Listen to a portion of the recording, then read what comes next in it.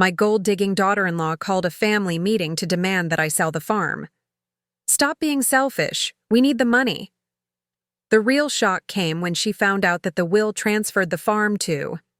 The text message from my son Steve arrived on a quiet Tuesday morning. Mom, family meeting at our place tonight, 7 p.m. Important. No explanation, no pleasantries, just a command that left my stomach in knots. I'd learned long ago that family meetings usually meant trouble, especially when initiated by my daughter-in-law, Olivia. In the 8 years since she'd married Steve, she'd mastered the art of family politics, always with a smile that never quite reached her eyes. As I pulled into their driveway that evening, I noticed all the cars already parked outside. My younger son David's sedan, my sister-in-law Nancy's SUV, even my brother Mark's truck. Whatever this meeting was about, it involved everyone. Everyone except Emma, my 19-year-old granddaughter from my late son Michael. Her absence was conspicuous. Olivia opened the door before I could knock, her perfectly manicured nails wrapped around a glass of white wine. Melissa, you're here, finally. Her tone suggested I was late, though my watch showed exactly 7 p.m. I stepped inside, immediately feeling the tension. The living room had been arranged like a tribunal, chairs positioned in a semicircle facing the sofa where I was apparently meant to sit.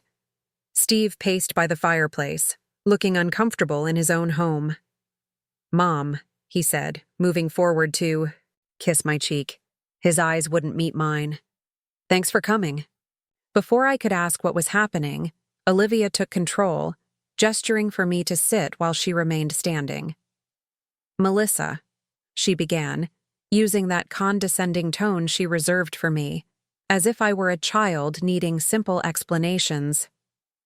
We've called this meeting because we need to discuss the farm. My farm.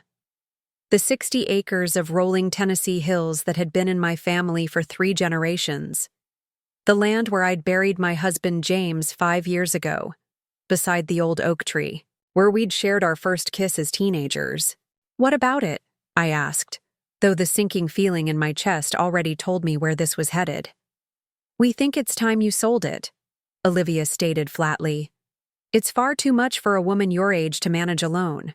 And frankly, the family could use the money. I felt the air leave my lungs. The family? Or you, Olivia? Steve stepped forward then, always the mediator. Mom, please. We're concerned about you. You're 63, living alone on that big property. That I've managed just fine. For the past 5 years since your father died, I cut in, and for the 40 years before that while we built it together. Olivia's smile tightened. This isn't about your capabilities, Melissa. It's about being practical. That property is worth over $2 million sitting idle, while Steve and I are trying to expand our business. David needs help with his mortgage. There are real needs here. My brother Mark shifted uncomfortably. Liv said you've been struggling with the upkeep. Did she? I looked directly at Olivia. And when exactly did I tell you that? The room fell silent. Then David, my youngest, spoke up. Mom, no one's trying to force you. We just think— Stop saying we, I interrupted. Who exactly is we in this scenario? Because I'm noticing Emma isn't here. Or was my granddaughter not invited to this family ambush? Nancy cleared her throat. Melissa, be reasonable. Emma's in college. She doesn't need to be involved in financial discussions. Financial discussions about my property? I stood up, surprising even myself with the steadiness in my voice. Let me be absolutely clear. The farm is not for sale. Not now, not ever. Olivia stepped forward, her patience clearly wearing thin. Melissa, stop being selfish. We need that money. The family needs it.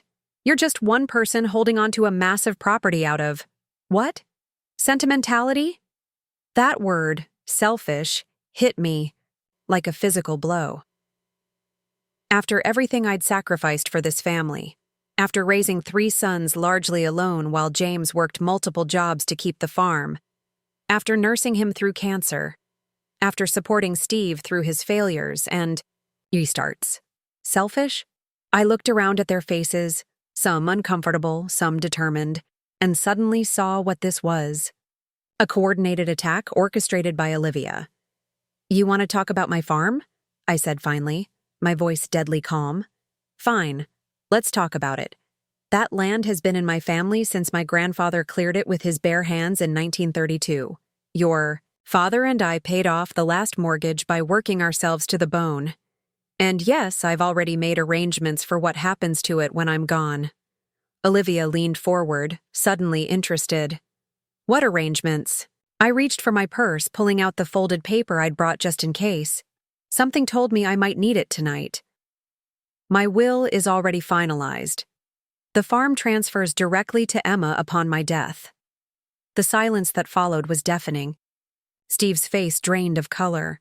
Olivia's mouth opened and closed like a fish gasping for water. "Emma?" she finally managed. "Michael's daughter. But what about Steve? What about your living children?" I stood up, suddenly feeling stronger than I had in years. "I suggest you all go home and think very carefully about what just happened here tonight. And Olivia? The next time you want to call a family meeting about my property, you might want to invite the actual heir." As I walked out the door, I heard the explosion of voices behind me. But for the first time in years, I didn't turn back. I didn't try to smooth things over.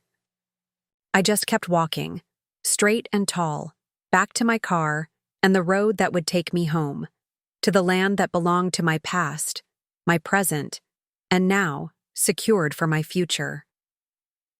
The farmhouse stood silent as I arrived home that night, just as it had for the past 60 years. The porch light cast a warm glow across the weathered boards James had replaced himself the summer before he got sick. I sat in my car for a long moment, hands still gripping the steering wheel, letting the tears come that I'd refused to shed in front of Olivia. Selfish. The word echoed in my mind like a poisoned arrow. Inside, I kicked off my shoes and made a beeline for James's old desk in the study. The mahogany surface was still meticulously organized. Bills in one corner, farm records in the center drawer, and in the bottom locked drawer, our most important documents. I pulled out the key I kept on a chain around my neck and retrieved the worn leather portfolio James had given me on our 30th anniversary. Inside were the papers documenting our struggle and triumph with this land. The original deed my grandfather had received, the mortgage papers with decades of payment records, the receipts from when we'd scraped together enough to buy the adjoining 20 acres when I was pregnant with Michael. I ran my fingers over James's handwriting on the margin of one document. "Paid in full, May 12, 1998. We did it, Mel. This land is ours forever." Forever. That had been our promise. The telephone's shrill ring broke my reverie. I glanced at the caller ID, Steve. I let it go to voicemail, then David, then Steve again. I wasn't ready to hear their explanations or, worse, their continued arguments.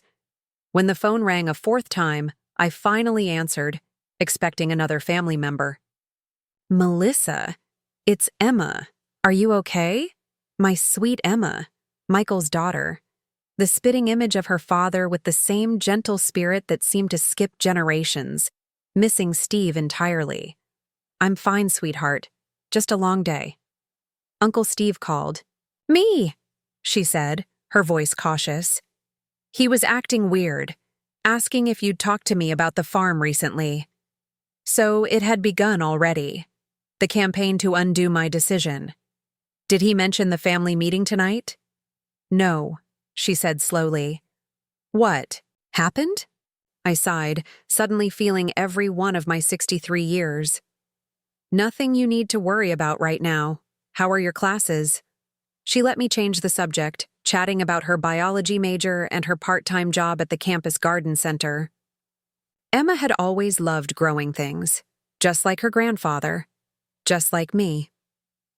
After we hung up, I sat on the porch, watching the stars appear over the fields where James and I had once walked hand in hand, planning our future. The same fields where Michael had learned to run, where Steve had built forts, where David had caught his first fish in the pond. The memory of Steve as a little boy, proudly holding up that tiny sunfish, collided with the image of him tonight, standing beside Olivia as she demanded I sell my home.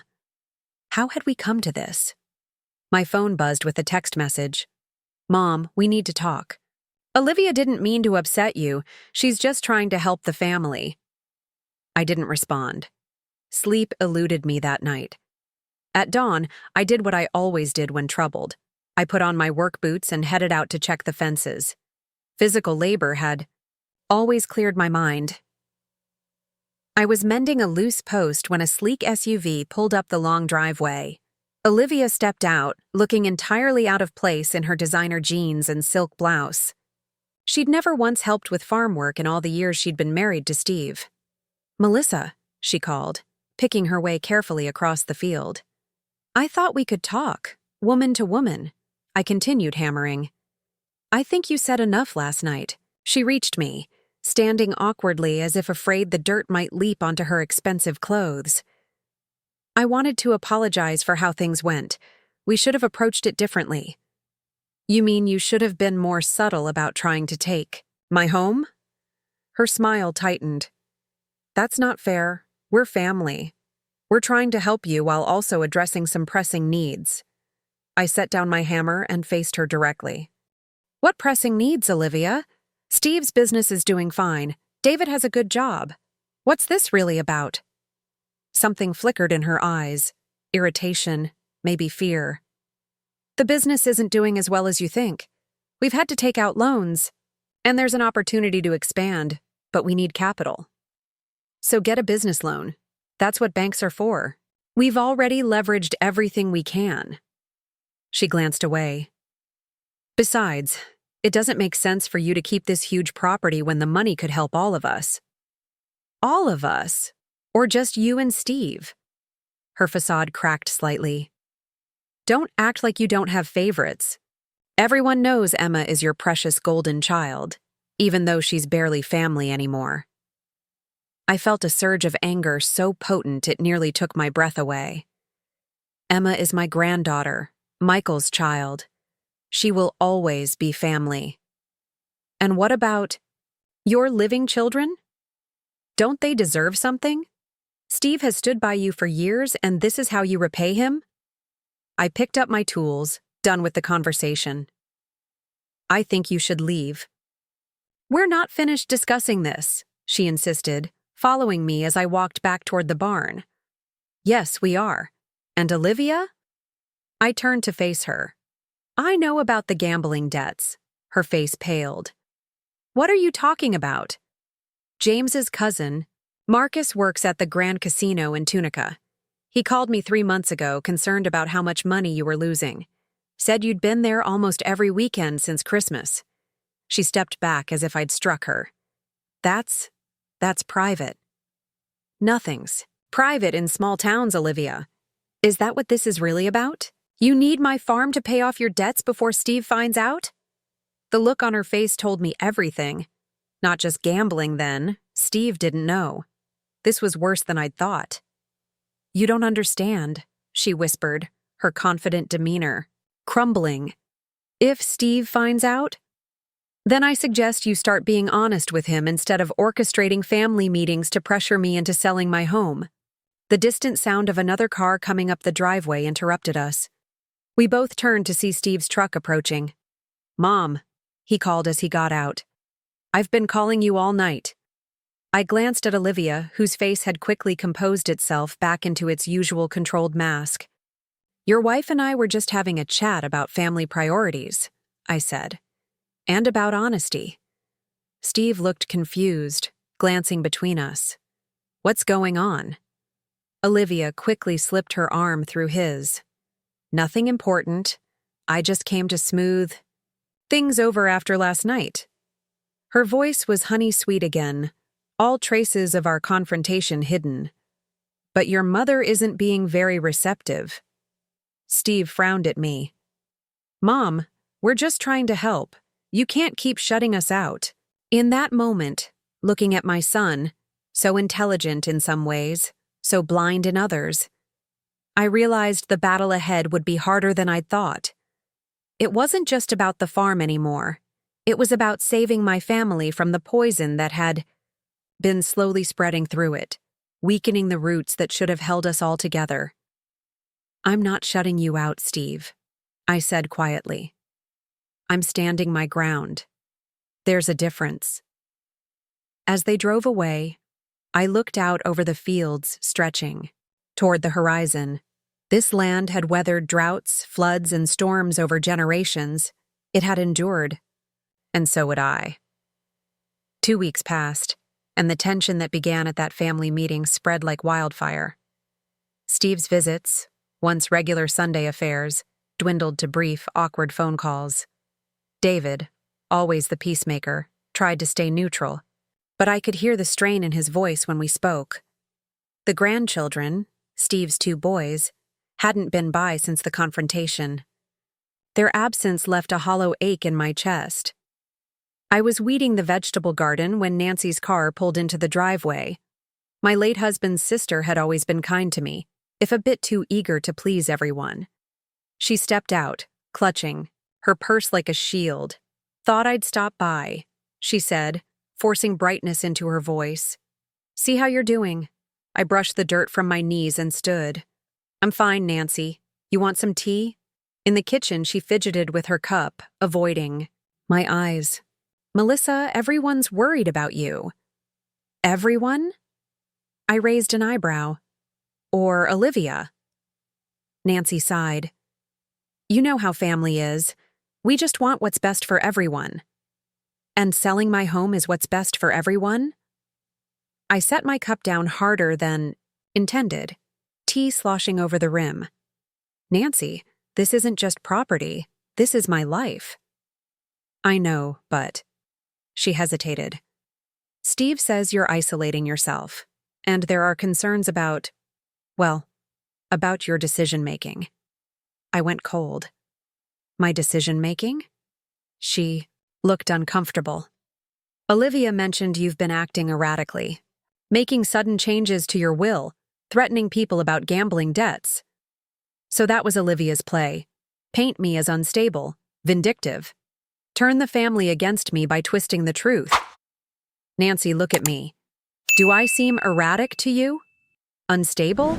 She fidgeted with her cup. No, but you believe Olivia over me. I wasn't asking a question. It's not that simple, Melissa. Steve is worried. He says you've been pulling away ever since James died. And now with this will business. I stood up, suddenly tired of the conversation. My husband died, Nancy. I grieved. That doesn't make me unstable.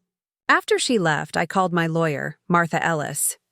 We'd been friends since high school, and she'd handled all our legal matters for decades. They're setting the groundwork to challenge the will, Martha said after I explained what was happening. Classic tactics. Isolate you, question your mental capacity, claim undue influence. Good thing we've documented everything meticulously. Her words should have reassured me, but they only deepened my sense of betrayal. My own family was plotting against me. That evening, as I sat on the porch watching the sunset, a small car I didn't recognize came up the drive. To my surprise, Emma stepped out, her long brown hair tied back in a simple ponytail. The sight of her, so like her father, brought tears to my eyes. Grandma! She rushed up the steps and wrapped me in a hug. She smelled of sunshine and that. Same coconut shampoo she'd used since she was a teenager. Emma, shouldn't you be at school? I held her at arm's length, drinking in the sight of her. Spring break. She sat beside me on the porch swing. And I needed to see you. Something in her tone made me uneasy. What's wrong? She bit her lip, a habit she'd had since childhood when troubled. Uncle Steve called me. He said you're not doing well, that you're making strange decisions about the farm. My heart sank. So they'd gone to Emma, too. Did he mention what decisions? She nodded slowly. He said you're giving the farm to me instead of him and Uncle David? Is that true? I took her hand, feeling the calluses from her work at the university. Garden center. Yes, but it's not a recent decision. I made those arrangements after your father died. She looked troubled. But why me? Not that I'm not grateful, but Uncle Steve seems to think it's unfair. Your father loved this land as much as I do. He would have inherited it, and after him, you. That was always the plan, ever since you were born. I squeezed her hand. When we lost him, that didn't change for me. A tear slipped down her cheek. I miss him so much sometimes. I know, sweetheart. Me too. We sat in silence for a moment, the porch swing creaking gently. Uncle Steve said Aunt Olivia thinks you need help. That maybe you should move into town, somewhere smaller. I stiffened. And what do you think? She looked out over the fields, golden in the setting sun. I think this is your home, and I think. She hesitated, then squared her shoulders. I think Aunt Olivia has always wanted your things. She used to tell Mom that you had family heirlooms that should go to her since she's a Holloway by marriage. This was news to me. When was this? Before Dad died. Mom never liked to talk about it, but I overheard them arguing once. Aunt Olivia wanted Grandma's silver service that you keep in the china cabinet. Pieces were falling into place. Olivia's long game. Her patience in waiting for the right moment to make her move. Grandma, are you in trouble? Emma's voice was small, worried. I put my arm around her. Not trouble exactly, just standing my ground, but it means a lot that you came. She stayed the weekend, helping me with spring planting and listening to stories about her father as a boy. On Sunday afternoon, as I watched her drive away, I felt both lighter and heavier, comforted by her presence, but more certain than ever of the battle ahead. The phone rang that evening. Steve, his voice tight with anger. You involved Emma in this. She's barely 20, Mom. She doesn't need to be dragged into family business. I didn't drag her anywhere. She came to me after you called her with lies about my mental state. His silence confirmed it. Steve, what's happening to you? To us? My voice caught.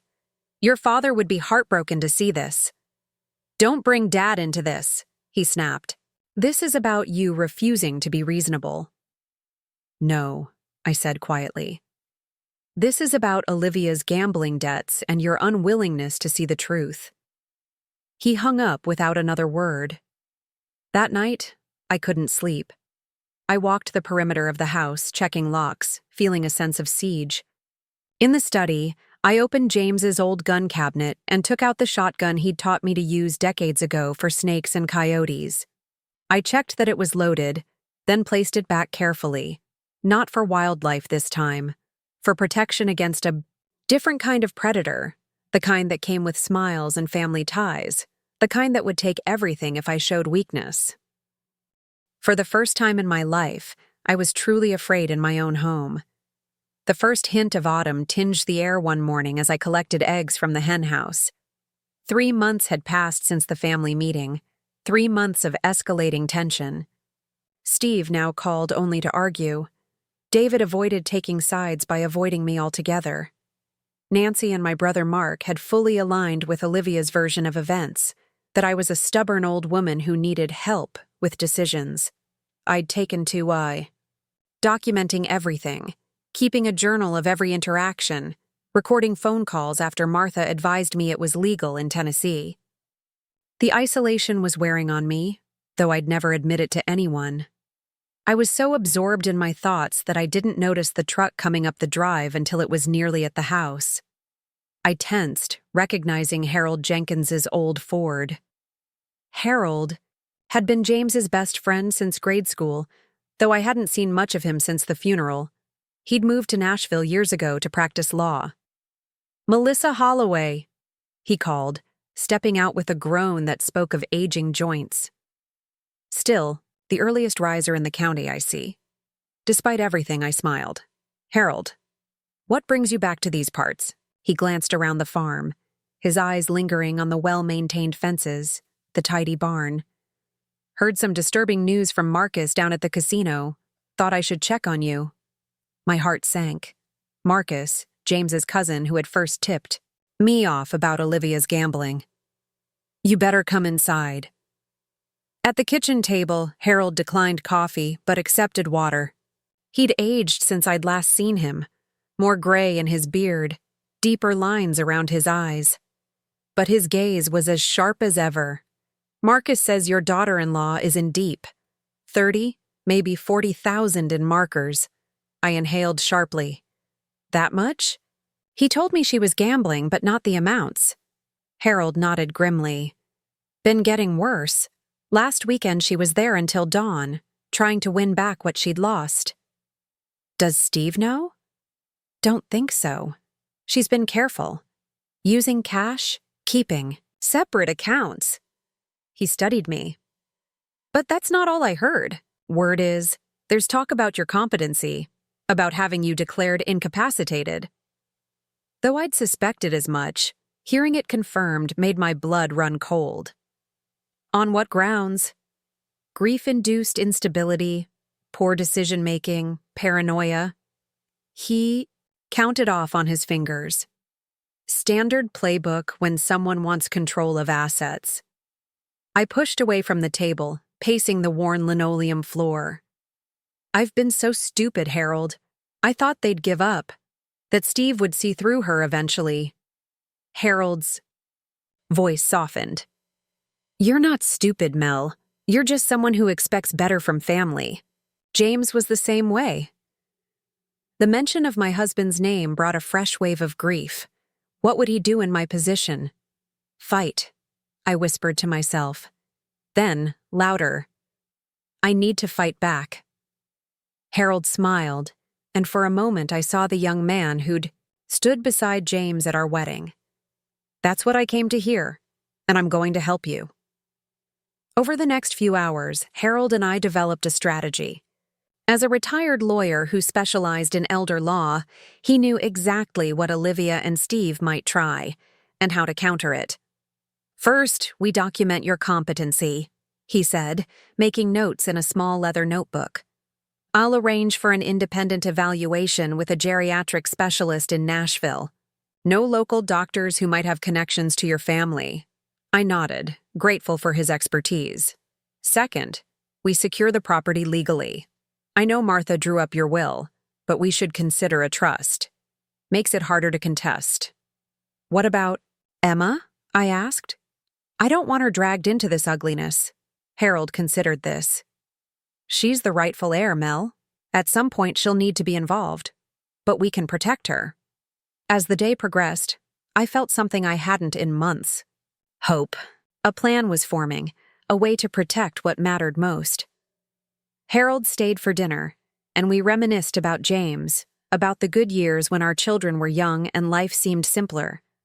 As dusk fell, he reluctantly prepared to leave.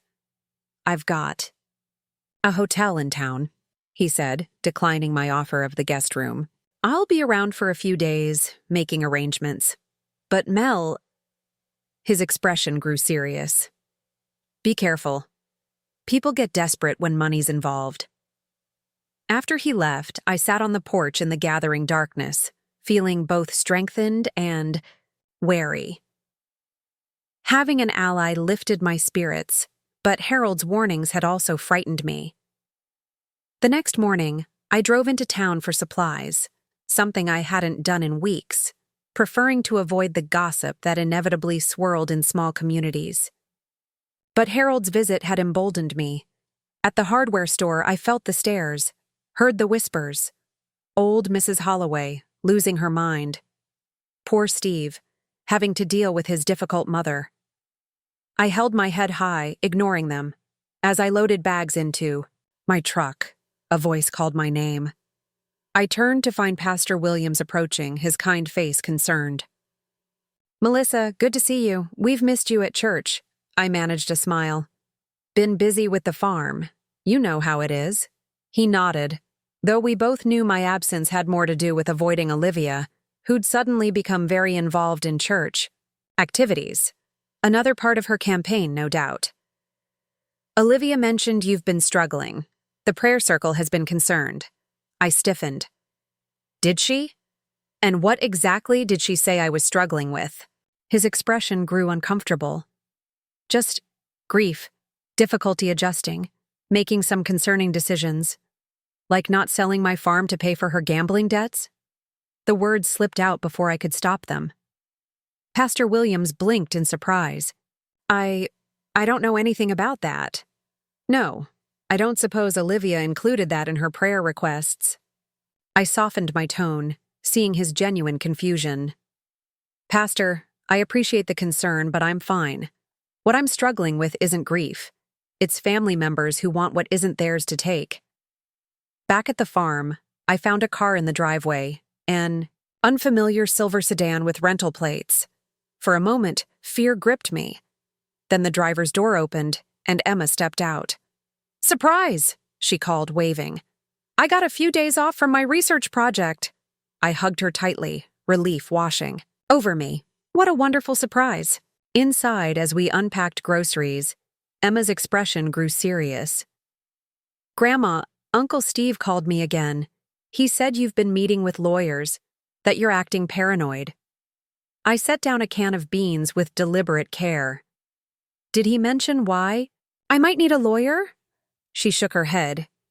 "Emma, what did your dad tell you about family? About trust?" Her eyes softened at the mention of Michael. "He said trust has to be earned, not demanded, and that actions speak louder than words." I smiled, hearing James's wisdom echoed through our son, now passed to our granddaughter. "Your Uncle Steve and Aunt Olivia want the farm. They're trying to have me declared incompetent to get it." Emma's eyes widened in shock. "They can't do that." "They can try. But I'm fighting back, sweetheart, and I could use your help." As we sat at the kitchen table, the same one where James and I had shared thousands of meals, I told Emma everything about Olivia's gambling, about the family's efforts to isolate me, about Harold's plan to protect the farm and my independence. When I finished, Emma's face was pale but resolute. "What do you need me to do?" In that moment, looking at her determined expression, I saw 3 generations of Holloways: my father-in-law, who had expanded the farm; James, who had modernized it; Michael, who had loved every acre of it; and now, Emma, who would inherit not just the land but the responsibility to protect it. "Stand with me," I said simply. "That's all I need." She reached across the table and took my hand, her grip strong and sure. "Always, Grandma. Always." The appointment notice arrived on a Tuesday. Stark black letters on official letterhead. Competency evaluation. Dr. Elaine Gregory. The date was set for the following Monday at 10 a.m. Not at the hospital or a doctor's office, but at my home. I stared at the paper, hands trembling. Harold had warned me this might happen, but seeing it in print made my heart race. They didn't waste any time, I muttered to myself. I immediately called Harold, who answered on the second ring. "They've scheduled a competency evaluation," I said without preamble. "Next Monday." He exhaled sharply. "Faster than I expected. Did you recognize the doctor's name?" "No, but the evaluation is happening here, at the farm." "That's unusual," Harold said, his voice tight with concern. "Typically, these are done in clinical settings. Let me make some calls." That afternoon, Harold arrived with Martha, my longtime lawyer. Their expressions told me everything I needed to know. "Dr. Gregory is a gerontologist who's testified in dozens of competency cases," Martha said, spreading papers across my kitchen table. "She works closely with a particular law firm that specializes in estate transfers." "Let me guess," I said bitterly. "The same firm Steve and Olivia hired." Harold nodded grimly. "The same. This isn't a fair evaluation, Melissa. It's a setup. What can we do? Martha squeezed my hand. We've already done it. I filed a motion this morning contesting the evaluation on grounds of conflict of interest. We're demanding an independent evaluator approved by both parties. And until then? Until then, Harold said, we document everything. I've hired a private investigator to look deeper into Olivia's gambling, and I've arranged for our own doctor, a respected neuropsychologist from Vanderbilt, to conduct an evaluation before Monday. I nodded, grateful for their foresight. What about Emma? I don't want her caught in the crossfire. Emma's an adult, Martha reminded me gently. And she's the named heir. At some point, she'll need to be formally involved. As if summoned by our conversation, my phone rang. Emma's name flashed on the screen. Everything okay, Grandma? You sound stressed. I hesitated, not wanting to burden her, but remembering our promise of honesty. They're moving forward with having me declared incompetent, sweetheart. Her sharp intake of breath was audible. I'm coming this weekend. I'll bring my roommate Jen. She's pre-law and her mom's a judge. Maybe she'll have some ideas. After we hung up, I sat with Harold and Martha planning our strategy, going over documents, preparing for what felt increasingly like a legal battle rather than a family dispute. There's one more thing, Harold said hesitantly. We need to talk about Steve. My heart clenched. Despite everything, he was still my son. What about him? The investigator found something concerning. Steve has been meeting with real estate developers. They've already drawn up preliminary plans for subdividing the farm into residential lots. The betrayal hit me like a physical blow. Not just selling the farm, destroying it. Turning the land James and I had cherished into a suburban development. Martha must have read my expression. There's no evidence he's signed anything yet, Melissa. But the intentions are clear. That night, after they left, I walked the perimeter of the property as the sun set, trying to imagine it carved up into quarter-acre lots, cookie-cutter houses where our apple orchard stood, a swimming pool where James and I had once picnicked, under the old oak. Sleep eluded me. Around midnight, headlights swept across my bedroom wall as a vehicle pulled into my driveway. I tensed, remembering Harold's warnings about desperate people. Grabbing my robe and the baseball bat I now kept, beside my bed, I cautiously approached the front door. Through the peephole, I saw Steve standing on my porch, swaying slightly. I opened the door, bat still in hand. Mom? His voice was slurred. He'd been drinking, something he rarely did. Can I come in? I hesitated, then stepped aside. He stumbled past me into the living room, collapsing onto the sofa where he'd sat countless times as a child. Why are you here, Steve? It's after midnight. He looked up, his eyes bloodshot. They called off the evaluation. Your lawyer. Martha. She threatened to expose something, I don't know what. He ran his hands through his hair. Olivia's furious. I set the bat down but remained standing. Good. Is it true? He asked suddenly. About Olivia gambling? I studied. His face, the face of my middle child, now lined with worry and confusion. Yes, she's deep in debt, Steve. That's what this is about. Not concern for me, not family unity, money. He flinched as if I'd struck him. She says you're making it up, that you're trying to turn me against her because you've always hated her. Do you believe that? He didn't answer, which was answer enough.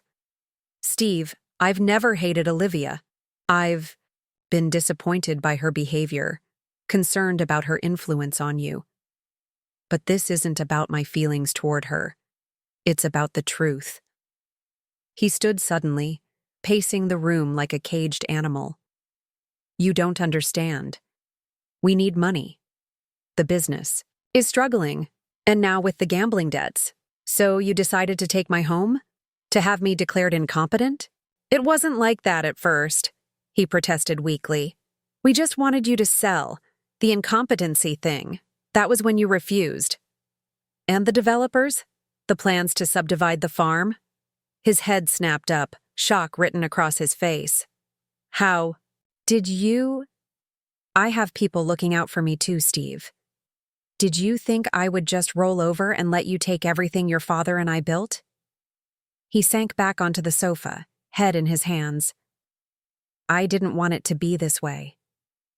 Neither did I. We sat in silence for a long moment, the grandfather clock in the hall marking the seconds between us. What happens now? He finally asked. That depends on you, I said quietly. This can still end before it gets worse, before lawyers and courts and public humiliation for everyone involved. How? Tell Olivia it's over. The farm is not for sale. Not now, not ever. And I want a full accounting of the gambling debts, all of them, by the end of the week. He looked up, startled. Why would you want that? Because despite everything, you're my son, and I don't want to see you ruined by her mistakes. Steve's phone buzzed insistently. Olivia. He silenced it without answering. If I do this, he said slowly, what guarantees do I have that you won't use the information against her? Against us? You have my word, I replied. And unlike some promises in this family, mine still means something. He stood to leave, pausing, at the door. I need time to think. Don't take too long, I warned. My lawyers are moving forward with their investigation. Once that happens, I can't stop it. After he left, I sat alone in the darkened living room, the weight of the confrontation heavy on my shoulders. It wasn't the victory I'd hoped for, but it was something. A crack in their united front, a moment of doubt in Steve's unwavering loyalty to Olivia. In the morning, I called Harold to report the midnight visit. Be careful, Mel, he cautioned. Desperate people make desperate moves. This could be a trap to make you let your guard down. He's still my son, I said quietly. Yes, but right now, he's also your opponent. Don't forget that. The weekend brought Emma and her roommate Jen, a sharp-eyed young woman who reminded me of myself at that age. They arrived laden with legal books and printouts, eager to help. Their youthful energy and indignation on my behalf lifted my spirits for the first time in weeks. As we spread documents across the dining room table, a car pulled into the driveway, Olivia's sleek SUV. Emma tensed beside me. Showtime, she muttered. I squared my shoulders and opened the door before Olivia could knock. She stood on my porch, perfectly groomed as always, but I could see the strain around her eyes, the tightness in her smile. Melissa, she said coolly, we need to talk. Come in, I said, stepping aside to let Olivia enter. Her eyes widened slightly at the sight of Emma and Jen surrounded by legal documents at the dining table. I'd prefer to speak privately, she said, her voice tight. Anything you have to say to me can be said in front of my granddaughter. Olivia's gaze hardened, but she followed me into the living room, perching on the edge of an armchair as if afraid to get comfortable. Steve told me about your conversation, she began. About your accusations. They're not accusations, Olivia. They're facts. Facts that Harold's investigator has thoroughly documented. Her composure slipped for just a moment, a flash of panic quickly masked by indignation. You're investigating me! How dare you! How dare I? I kept my voice steady, refusing to match her intensity. You tried to have me declared incompetent. You planned to take my home, subdivide it, and sell it off to pay your gambling debts. And you ask, how dare I? She leaned forward, voice lowered, to a hiss. You have no idea what you're talking about. I don't have gambling debts. From the dining room, Emma called out, We have the records, Aunt Olivia. Dates, amounts, everything. Olivia froze, then slowly straightened, smoothing her skirt with trembling hands. What do you want? Money? Is this some kind of blackmail? Want what I've always wanted, to be left in peace on the land that belongs to me, and for my family to stop treating me like an obstacle to be removed. Fine, she snapped. Keep your precious farm. Rot here alone if that's what you want. But don't expect Steve to keep coming around after how you've treated us." I smiled, feeling strangely calm in the face of her anger. That's up to Steve. And somehow, I think he might see things differently once he knows the whole truth. Her phone buzzed.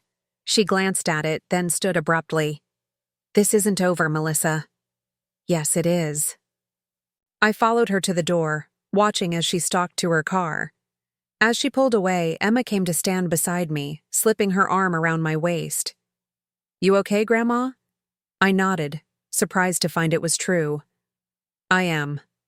The next morning brought another visitor, Steve alone this time, looking haggard and uncertain. I invited him in for coffee and we sat at the kitchen table where he'd eaten breakfast as a boy. "I found the casino statements," he said without preamble. "Hidden in a box in the attic. Almost $40,000, Mom." How could I have been so blind? My heart ached for him. "We see what we want to see in the people we love, Steve." He ran a hand over his face. "Dad would be so disappointed in me." "No," I said firmly. "Your father would understand. He always believed in second chances." Steve looked up, hope flashing across his face. "Do you believe in second chances?" I considered the question carefully. "I do, but they have to be earned. Trust, once broken, doesn't mend easily. I've canceled the competency evaluation permanently," he said. "And I told those developers the farm is not for sale. Not now. Not ever." That's a start. He hesitated, then reached into his jacket pocket, pulling out a folded document. "I brought something else. Something I should have shown you weeks ago." I unfolded the paper, a preliminary diagnosis for Olivia. Gambling addiction and bipolar disorder. "She's been struggling for years," Steve admitted. "The gambling got worse after her father died. She refused treatment, said she could handle it herself." He looked down at his hands. "I enabled her, covered for her, and when the debts got too big. You turned to the farm," I finished for him. He nodded miserably. "She's agreed to treatment now, a 30-day program in Nashville." "I'm glad," I said, and meant it. Despite everything, I wouldn't wish such struggles on anyone. "I'm staying with David while she's gone. I don't know what happens next for us." I reached across the table and took his hand. "One day at a time, Steve. That's all any of us can do." After he left, I walked the farm with Emma, showing her the boundaries, the special places, the oak where James and I had carved our initials 60 years ago, the pond where Michael had taught her to fish, the hill with the best view of the sunset. "This will all be yours someday," I told her. "Not just the land, but the responsibility for it." "I know," she said softly. "I won't let you down, Grandma, or Grandpa, or Dad." I squeezed her hand. "I know you won't."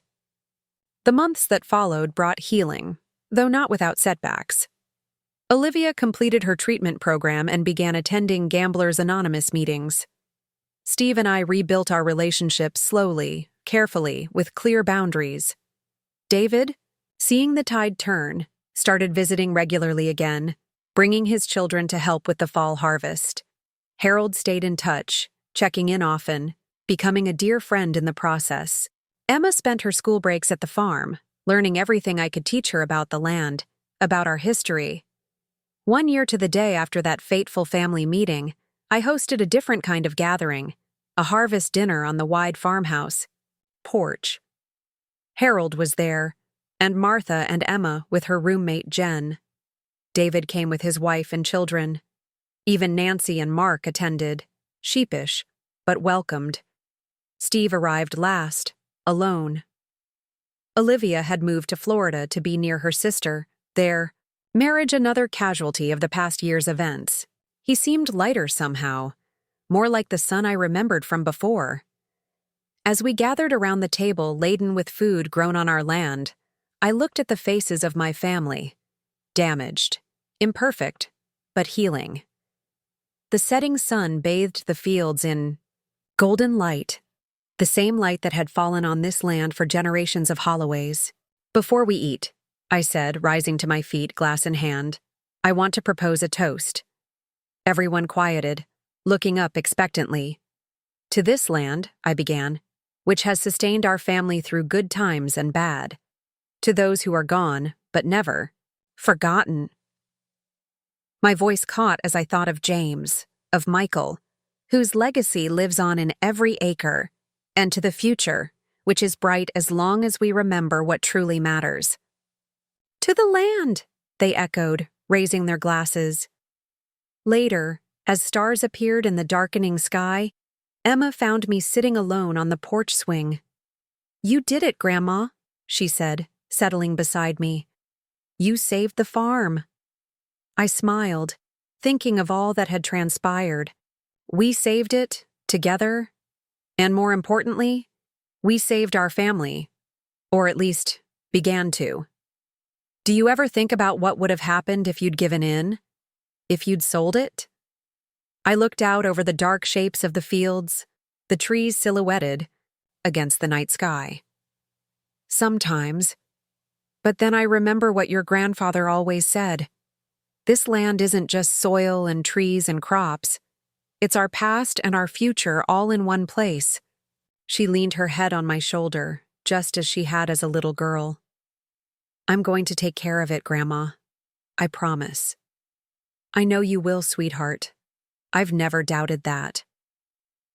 The next morning, I woke before dawn, as I had most days of my life.